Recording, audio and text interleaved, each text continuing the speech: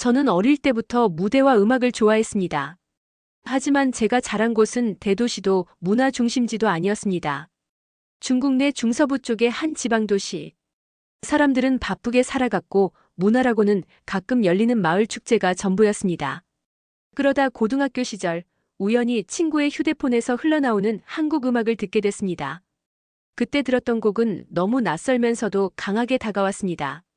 멜로디가 세련됐고 무대 위의 퍼포먼스는 화려했으며 노래를 부르는 가수들의 표정은 진지하고 강렬했습니다.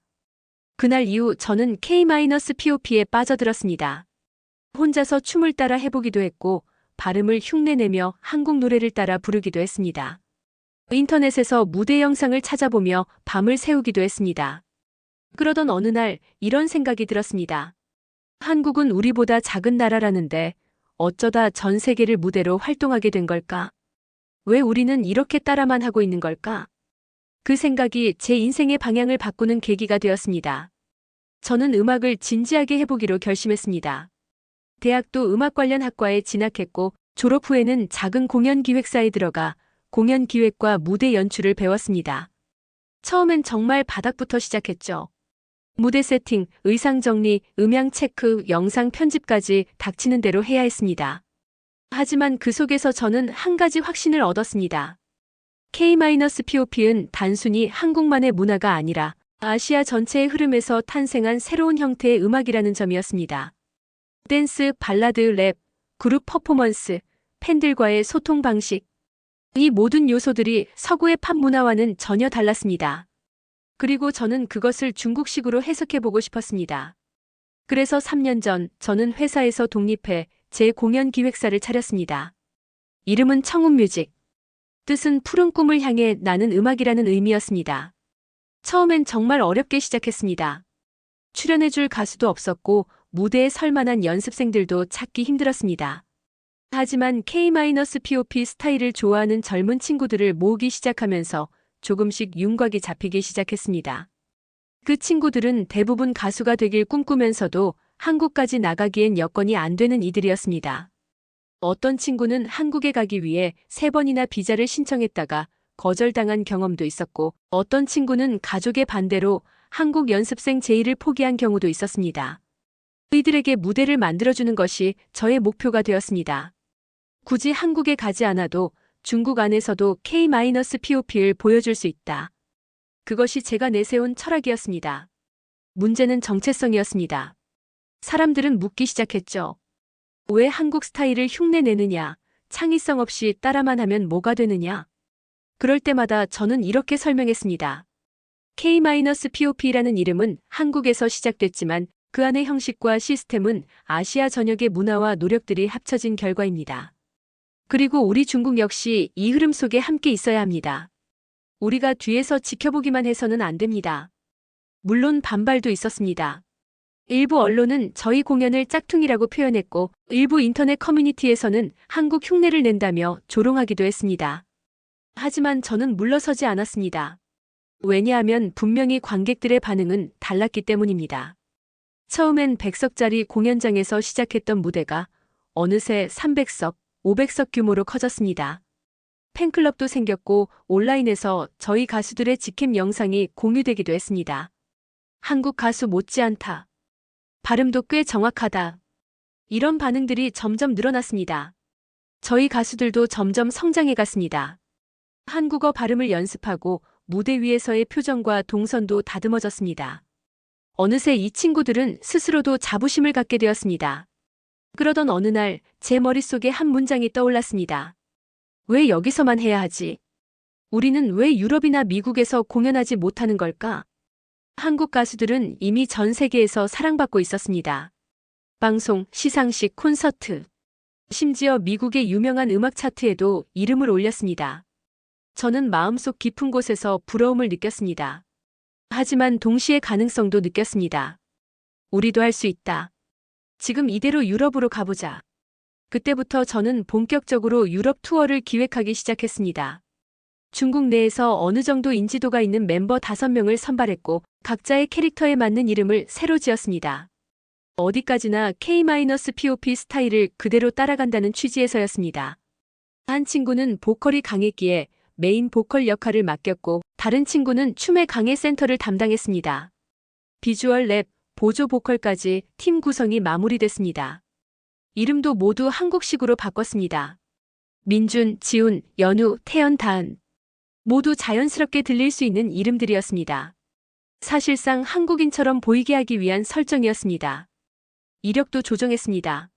한국기획사 연습생 출신, 서울합정연습실에서 훈련 경험 있음, 한국음악방송 무대 참여 경력 보유. 이런 문구를 담은 포스터와 홍보 문서를 제작해 유럽 공연 기획사에 보냈습니다. 반응은 예상보다 빨랐습니다. 유럽 현지에서는 한국 가수들의 인기가 높아지고 있었기 때문에 새로운 팀이 등장했다는 소식만으로도 관심을 보이는 곳이 많았습니다. 처음 연락이 온 곳은 독일의 한 공연 기획사였습니다. 새로운 K-POP 팀의 유럽 데뷔 무대를 주최하고 싶다는 의사를 보내왔고 그 뒤로 프랑스, 영국, 스페인 등에서도 비슷한 연락이 이어졌습니다.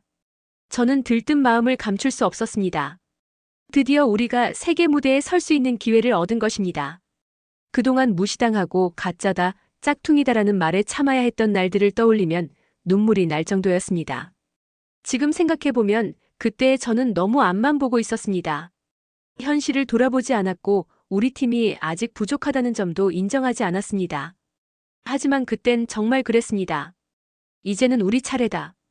그 마음 하나로 유럽 무대에 서기 위한 준비를 시작했습니다. 저희가 유럽 진출을 준비한다는 소식이 입에서 입으로 퍼지면서 내부의 분위기는 점점 고조되었습니다. 멤버들은 기대와 흥분 속에서 연습에 몰두했고 스태프들도 분주하게 움직였습니다. 공연 일정이 확정된 도시만 벌써 3곳이었습니다. 독일의 수도, 프랑스의 중심 도시, 그리고 영국의 문화도시까지. 공연장이 확정되고 대관 계약이 마무리되는 순간 저는 심장이 뛰는 걸 느꼈습니다. 우리가 해냈다. 이제 진짜 무대에 오른다. 하지만 현실은 그렇게 단순하지 않았습니다. 유럽의 공연 기획사 측에서는 지속적으로 이력 증명을 요구했습니다. 한국 연습생 출신이라는 증빙은 가능한가요? 과거 방송에 출연한 영상 링크를 확인하고 싶습니다. 저는 이 요청이 거슬렸습니다.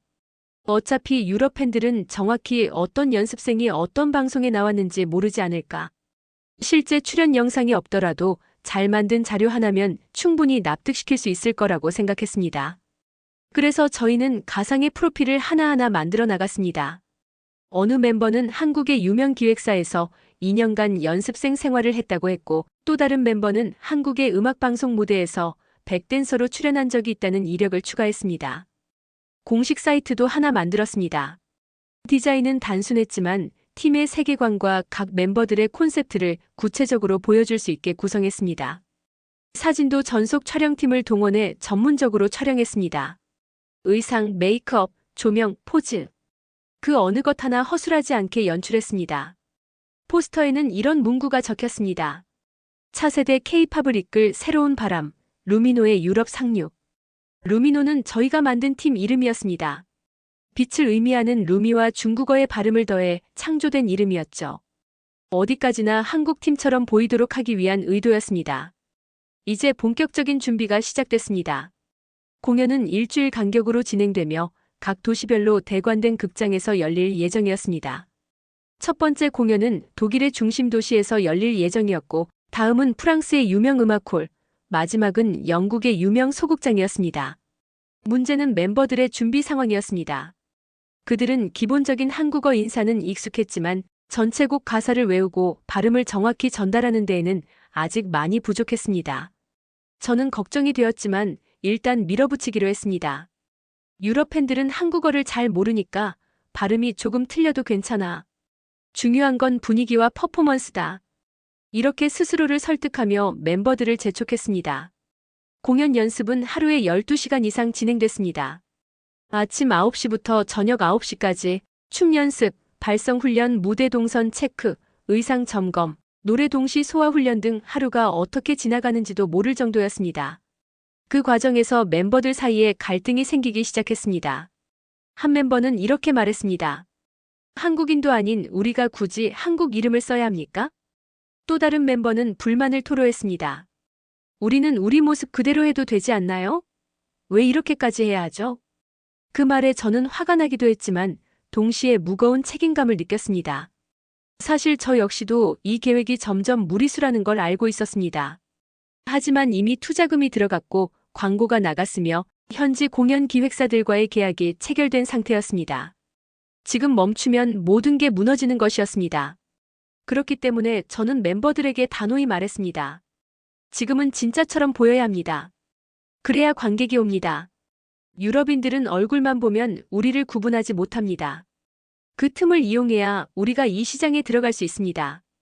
그러자 한 멤버가 이렇게 말했습니다. 그럼 이건 사기 아닙니까? 저는 대답하지 못했습니다. 그리고 곧장 말을 돌렸습니다. 중요한 건 성공입니다. 결과가 좋으면 과정은 잊히게 돼 있습니다. 그 말에 멤버들은 더 이상 따지지 않았습니다. 하지만 저는 그들의 눈빛에서 확신이 사라지고 있다는 걸 느낄 수 있었습니다. 공연 준비 막바지에는 현지 언론 인터뷰 요청도 들어왔습니다. 인터뷰 질문은 대부분 비슷했습니다. 한국에서 데뷔할 계획이 있었던 건가요? 한국 음악방송 출연 당시 에피소드가 있다면 말씀해 주세요. 당연히 멤버들은 그런 경험이 없었기에 인터뷰 스크립트를 따로 작성해 암기시키는 방식으로 대응했습니다. 거짓말을 하기 위한 연습까지 해야 하는 상황이었습니다. 그 무렵부터 공연팀 내부에서는 묘한 피로감이 돌기 시작했습니다. 누구 하나 드러내놓고 말하진 않았지만 우리가 지금 어디로 가고 있는 걸까라는 불안이 모두의 마음속에 자리 잡고 있었습니다. 그래도 공연 날짜는 다가오고 있었습니다. 공연장을 점검하고 무대 세트를 세우며 리허설 일정을 조율했습니다. 이제부터는 더 이상 돌아갈 수 없었습니다. 저 역시 마음속에 불안을 느끼면서도 겉으로는 흔들림 없이 행동했습니다. 왜냐하면 누군가는 이 배를 끝까지 몰아야 했기 때문입니다. 그리고 공연 전날 밤 연습실에 남아 마지막 점검을 마친 뒤 멤버들과 마주 앉아 이야기를 나눴습니다. 우리는 이제 진짜로 무대에 섭니다. 그동안 힘들었지만 이제부터가 시작입니다. 실수가 있어도 괜찮습니다. 중요한 건 관객을 감동시키는 마음입니다. 그 말에 멤버들이 고개를 끄덕였고 어느덧 그들 눈에 긴장과 설렘이 함께 떠올랐습니다. 저는 그 모습을 보며 스스로 다짐했습니다. 비록 처음은 거짓에서 시작됐을지라도 이번 무대만큼은 진심으로 만들어보자. 관객이 가짜다 흉내다라고 말하지 못하게 최선을 다해 무대를 완성해보자. 그러나 그 순간에도 제 마음 한구석에서는 불길한 예감이 피어오르고 있었습니다. 이 무대를 보는 사람들은 정말 속아줄까? 정말 이 거짓이 현실로 덮일 수 있을까? 그 질문에 대한 답은 바로 다음 날 첫 공연장에서 밝혀지게 됩니다. 공연 당일 아침 날씨는 흐렸고 공연장 앞은 서늘한 기운이 감돌고 있었습니다. 하지만 저희 팀의 마음속은 긴장과 흥분으로 가득 차 있었습니다. 그날 무대는 독일의 한 도시에서 열리는 첫 공연이었고 공연장이 위치한 곳은 도심에서 멀지 않은 예술극장이었습니다. 입장 전부터 현지 팬들이 줄을 서 있었고 어디선가 한국 노래를 따라 부르는 목소리도 들렸습니다. 공연장을 운영하는 현지 담당자는 흡족한 미소를 지으며 말했습니다. 당신들 덕분에 이 도시에도 K-팝이 왔다고들 하네요. 그 말을 듣는 순간 저도 모르게 가슴이 뜨거워졌습니다. 비록 지금 이 무대는 진짜 한국 팀이 아니라 저희가 만든 팀이었지만 분명히 사람들은 기대하고 있었습니다. 오후 3시부터 리허설이 시작됐습니다. 조명 테스트, 음향 조정, 무대 동선 체크까지 마쳤고 멤버들도 의상을 입고 리허설을 반복했습니다. 분명히 어제까지만 해도 안무와 노래는 일정 수준 이상으로 올라와 있었고 연습한 만큼의 실력은 무대에서 보여줄 수 있을 거라 믿고 있었습니다. 하지만 예상치 못한 문제가 벌어졌습니다. 무대 리허설 도중 마이크가 갑자기 꺼졌다가 다시 켜지는 일이 발생했고 스피커에서는 소음이 섞여 나왔습니다.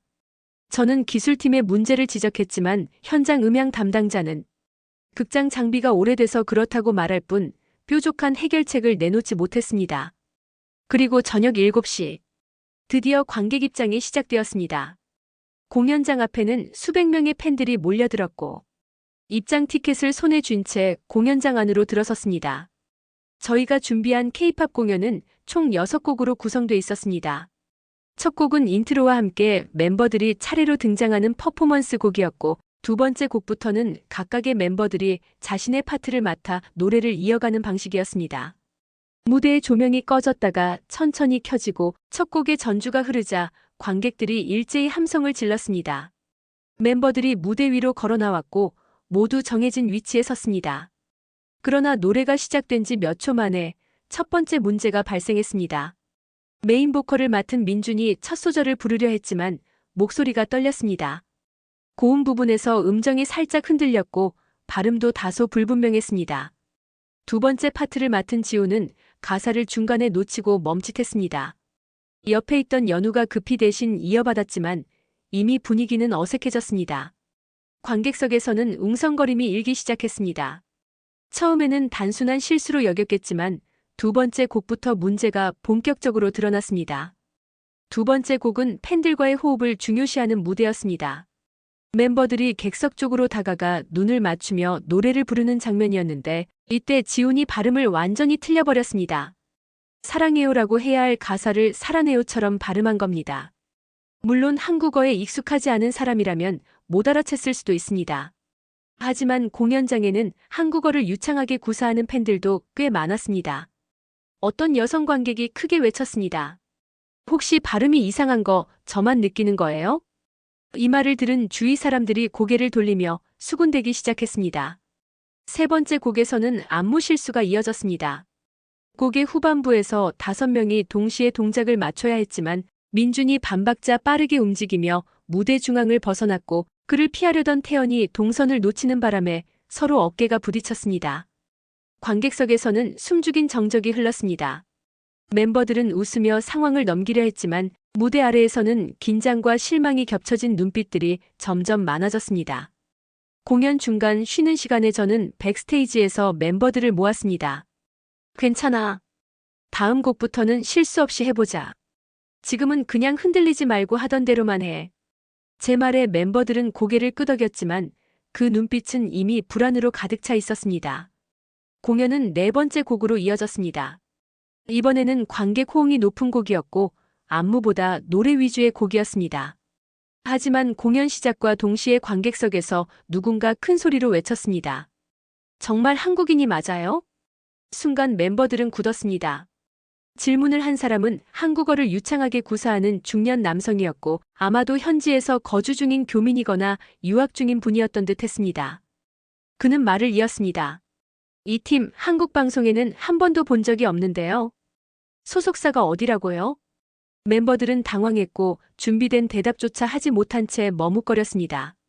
그 모습을 지켜보던 관객들 사이에서는 웃음이 터졌고 몇몇은 고개를 저으며 자리를 떴습니다. 공연 마지막 곡이 끝날 무렵 관객석에서는 박수가 아닌 의아한 분위기가 가득했습니다. 가짜 아니야? K-팝이라고 했는데 왜 이렇게 이상해? 이런 말들이 이곳저곳에서 들려왔습니다. 공연이 끝나고 멤버들은 무거운 표정으로 무대를 내려왔습니다. 누구 하나 말이 없었습니다.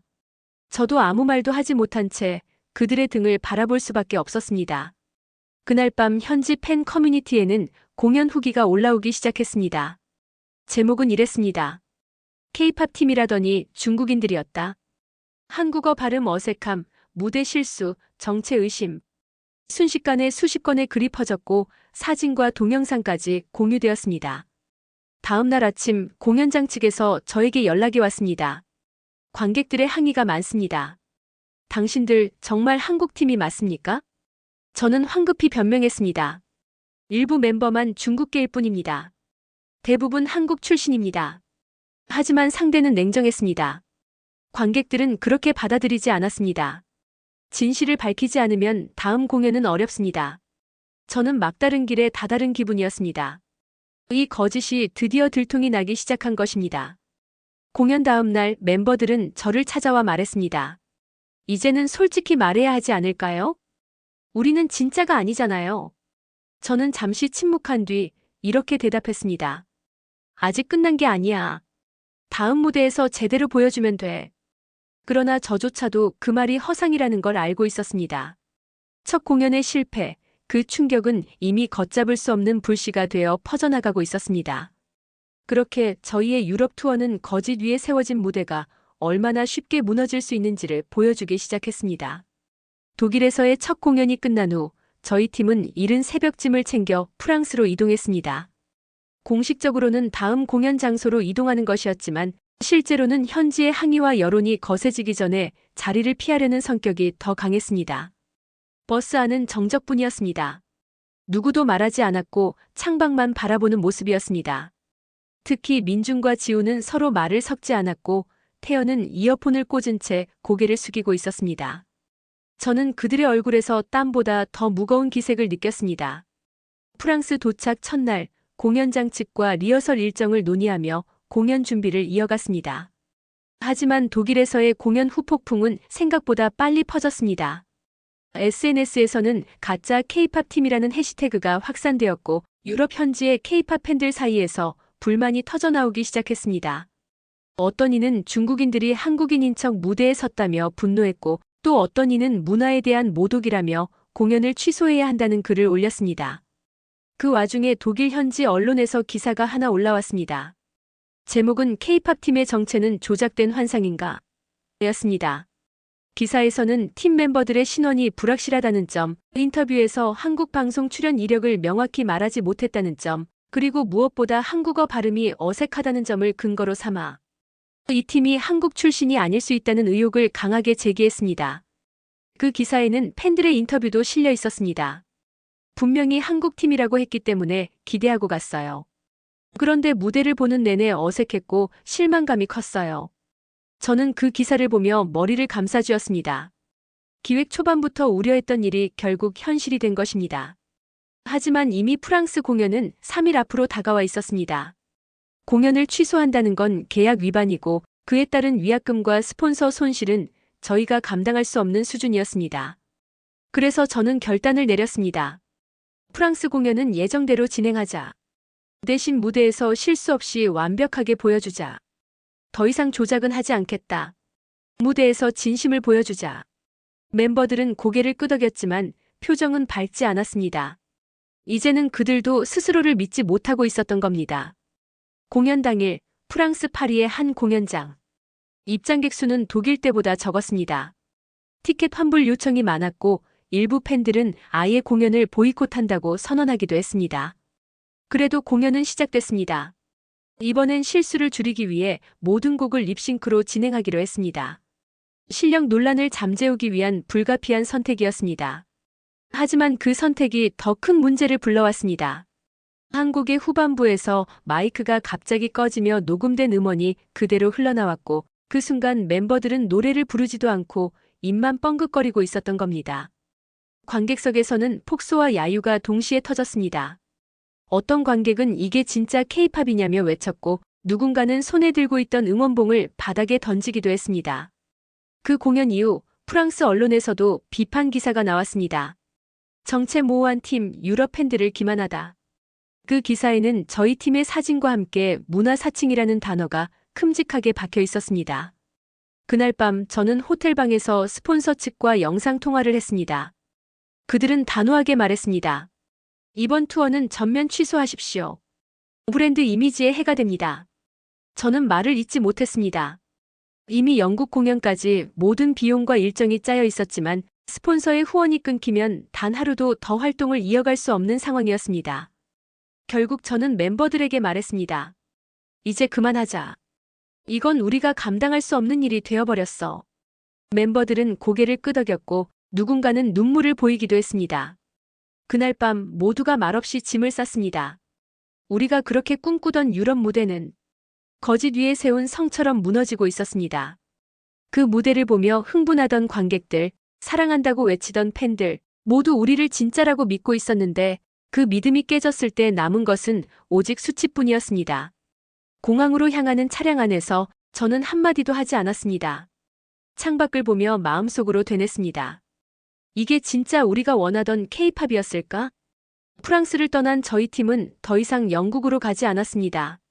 원래 계획대로라면 런던에서 마지막 공연을 마치고 귀국하는 일정이었지만 스폰서의 후원이 끊긴 순간 남아있는 모든 일정은 의미를 잃었습니다.